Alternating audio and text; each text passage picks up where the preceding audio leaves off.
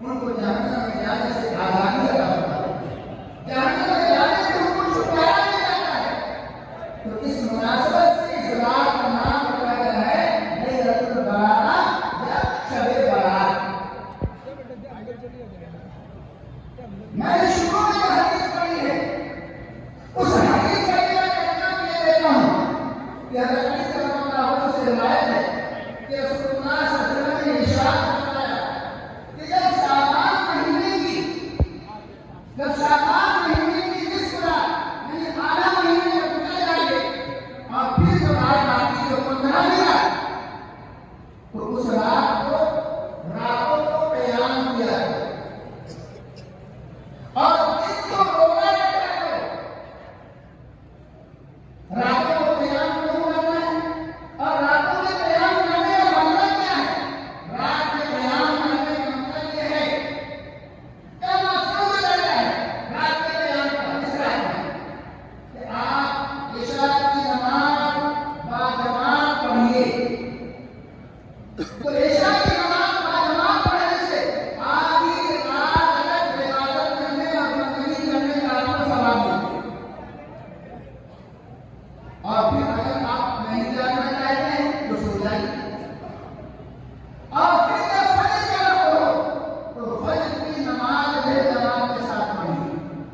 तो बाकी आधी रात का सवाब आपको मिलेगा। इस तरीके से इशा की नमाज जमात के साथ पढ़ने से और फजर की नमाज जमात से पढ़ने से आदमी पूरी रात इबादत करने वाला बंदगी करने वाला शुमार किया जाता है। और इससे ज्यादा आप नहीं मानो तो रात का कुछ हिस्सा याद करके या पूरी रात याद करके कुरान मजीद की तिलावत कीजिए, दरूद शरीफ पढ़िए, जिक्र अज़कार पढ़िए, कलमे तैयबा पढ़िए, सुभान अल्लाह अल्हम्दुलिल्लाह पढ़िए, कुरान मजीद की कुछ तिलावत कीजिए, कुछ नमाज़ पढ़िए, सलातुल